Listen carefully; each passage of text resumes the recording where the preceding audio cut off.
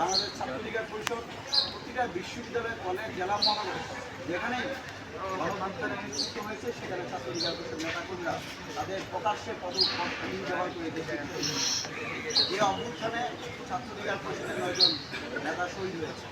আমরা শ্রদ্ধার সাথে স্মরণ করছি 2 আগস্ট ছাত্র নাগরিক গণঅভ্যুত্থানের শহীদ 2 সহস্রাধিক শহীদকে, স্মরণ করছি আহত ভূমিকর্মী যারা এখন হসপিটালে তাদেরকে।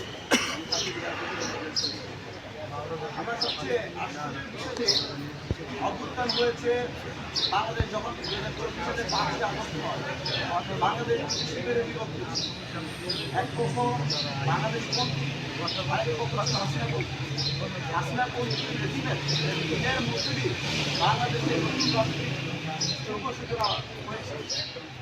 আমরা দেখতে পেলাম ইন্ডিয়ান সরকার শেষ, পরবর্তীতে জাতীয় সংসদ নির্বাচন, এখন নতুন একটা সরকার এসেছে। এখন আমরা জুলাইয়ের একটা সেটেল ইস্যুকে কেন্দ্র করে আবার একটা বিতর্ক তৈরি হচ্ছে, আবার ক্রেডিটবাজি শুরু হচ্ছে।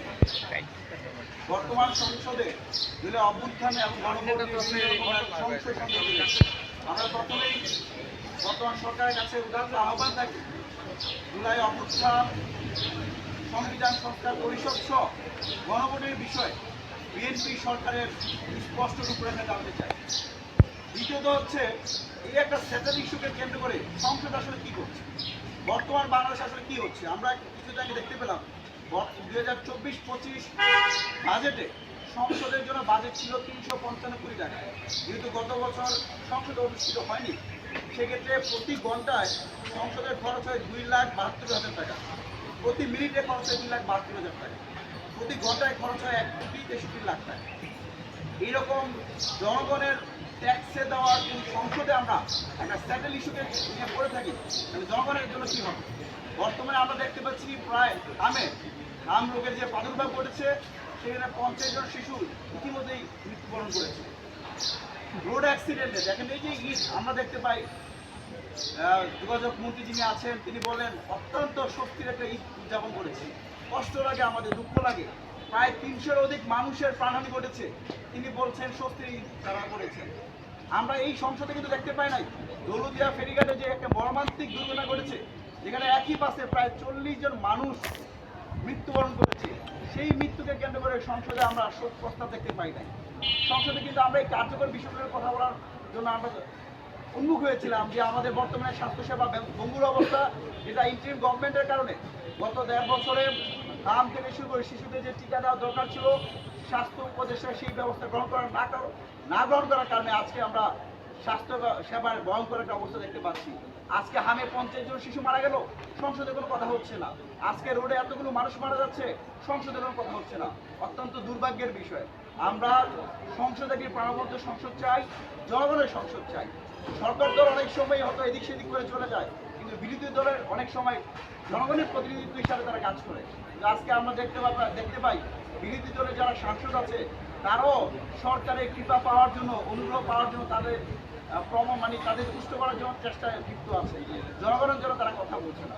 আমরা জুলাই গণঅভ্যুত্থানের একটা সেটেল ইস্যু, গণভোটের যে বিষয় ছিল, আমরা ছাত্রলীগের পরিষদের পক্ষ থেকে আপনাদের মাধ্যমেই প্রায় 800-এর অধিক শিক্ষার্থী নিয়ে আমরা সারা দেশে গণভোটের ভোটে ক্যাম্পেইন করেছিলাম। আমাদের স্পষ্ট বার্তা, আমরা নতুন বাংলাদেশ চাই, নতুন বন্দোবস্ত থাকবে যেখানে ফেসিবাদ তৈরি হবে না। গণভোটের যে প্রায় 70% মানুষ রায় দিয়েছে, এই রায়কে উপেক্ষা করার বিন্দুমাত্র সুযোগ নাই। যারাই গণভোটের এই রায়কে উপেক্ষা করবে তারাই জনবিচ্ছিন্ন হবে, আর যারাই জনবিচ্ছিন্ন হবে তারাই দ্রুত সময়ের মধ্যে সরকার থেকে তার উত্থান হয়ে যাবে। আমরা বিএনপি সরকারের প্রতি আহ্বান জানাবো, জুলাইয়ের প্রতি সম্মান দেখে, গণভোটের প্রতি সম্মান দেখে দ্রুত সময়ের মধ্যেই যেন গণভোটের যে রায় এসেছে সেই রায় কার্যকরের পদক্ষেপ নেয়। পাশাপাশি আমরা দেখতে পাই যে এই অন্তর্বর্তীকালীন সরকারের সময় যারা জুলাইকে কুক্ষিত করেছে, যারা পুরো ঐক্যবদ্ধ একটা বাংলাদেশ, প্রত্যেকটা দল মত শ্রেণী পেশা মানুষকে যে জুলাই ঐক্যবদ্ধ করেছে, যে বৈষম্যবিরোধী ছাত্রদের নাম দেয়, যেই সকল সমন্বয়, আমিও ছিলাম সমন্বয়, লজ্জা লাগে আমার সেই সকল সহযোদ্ধারা ঐক্যবদ্ধ বাংলাদেশকে তারা আজকে বিভাজিত করছে। আমরা বিভিন্ন জায়গায় দেখতে পাই শরীফ ওসমান হাদি আমাদের সহযোদ্ধা, আমরা তাকে শ্রদ্ধার সাথে স্মরণ করছি, কিন্তু লজ্জার আগে তাকে নিয়ে এক শ্রেণীর মানুষ ব্যবসা করছে। এই যে ওসমান হাদিকে নিয়ে ব্যবসা করা, আপনি দেখেন যে ভারতীয় আগ্রাসনে আধিপত্যবাদ নিয়ে কথা বলা, 2019 সালে 22শে ডিসেম্বর এই ডাকসু ভবনে তৎকালীন সময়ে ছাত্রলীগ এবং মুক্তির মঞ্চের সন্ত্রাসীদের হামলায় নুর হক নূর মারাত্মকভাবে আহত হয়। আমাদের এই সহযোগিতা এপিএম সোহেলকে ছাদ থেকে ফেলে দেয় ছাত্রলীগের সন্ত্রাসীরা। ইভেন আমাকে সেখানে যে মর্মান্তিকভাবে হামলার শিকার হতে হয়। আমার ডান হাত সেখানে সাক্ষী প্রায় 22টা সেলাই হয়েছিল, মাথায় 13টা সেলাই ছিল, আমার মেরুদণ্ডের একটা হাড় বাঁকা, এখন আমার খুব কষ্ট হয়। কিন্তু আমরা কখনো বলি না আমরা এই ক্রেডিট দিতে চাই। ওসমান হাদি বাড়িতে আগ্রাসনের বিরুদ্ধে কথা বলেছে। তা আমরা যখন এই বাংলাদেশে নরেন্দ্র মোদী প্রথম বাংলাদেশে আসে, তখন আমরা ছাত্র অধিকার পরিষদ, যুব অধিকার পরিষদ, নুরুলের নেতৃত্বে নরেন্দ্র মোদীর বিরুদ্ধে আমরা রুখে দাঁড়িয়েছিলাম। নরেন্দ্র মোদীর সে আগ্রাসনের বিরুদ্ধে কথা বলার কারণে আমাদের আমি সহ আমার অসংখ্য নেতাকর্মী 6 মার্চ জেলেছি। আমরা আজকে যারা ওসমান হাদিকে নিয়ে ব্যবসা বাণিজ্য করার চেষ্টা করছে, আমি প্রশ্ন রাখতে চাই, সেই 2018 সালে 19 সালের আগ্রাসন বিরুদ্ধে আন্দোলন সংগ্রামে তারা কোথায় ছিল?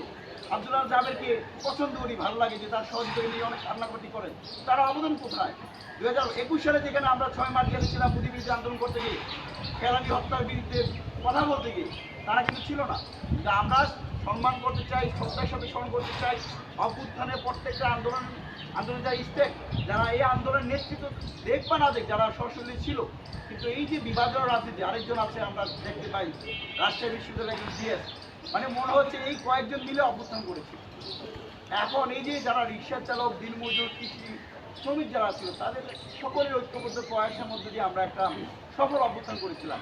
এই যে বিভাজনের রাজনীতির মধ্য দিয়ে বাংলাদেশকে আরেকটি সংকটের মধ্যে দাবিত করবে। আমরা সবার প্রতি উদাত্ত আহ্বান থাকবে, জুলাই অভ্যুত্থান আমাদের সবার, বাংলাদেশপন্থী যারা রাজনীতি করবে, বাংলাদেশের স্বাধীনতার সার্বভৌমত্বের পক্ষে যারা রাজনীতি করবে, সকলকে ঐক্যবদ্ধ হয়ে আমরা একসাথে রাজনীতি করতে চাই।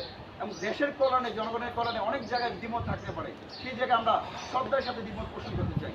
আজকের এই সংবাদ সম্মেলনে আমরা সরকারের প্রতি আহ্বান জানাই, অনতিবিলম্বে বিএনপি সরকারের চেয়ারম্যান, বাংলাদেশ সরকারের মাননীয় প্রধানমন্ত্রী জনাব তারেক রহমানের প্রতি আহ্বান জানাবো যে আজকে যে অধিবেশন বা আগামী যে অধিবেশন হবে, সেই অধিবেশনে প্রধানমন্ত্রীর মুখ থেকে আমরা জুলাই সংবিধান সংস্কার পরিষদ, গণভোটের বিষয়ে স্পষ্ট বার্তা দেখতে চাই। আমরা বিএনপি এমন একটি দল যেখানে আমরা বিসিএস বিরোধী লড়াই সংগ্রাম একসাথে করেছিলাম। এটা বলে অনেকে বলে যে আমরা বিএনপির পক্ষে কথা বলছি, সাবেক যাচ্ছি, কিন্তু মনে রাখতে হবে বিএনপির ভাষ্যমতে এই অভ্যুত্থানে বিএনপির প্রায় 422 জন নেতাকর্মী শহীদ হয়েছে, ছাত্র দলে 146 জন নেতাকর্মী শহীদ হয়েছে।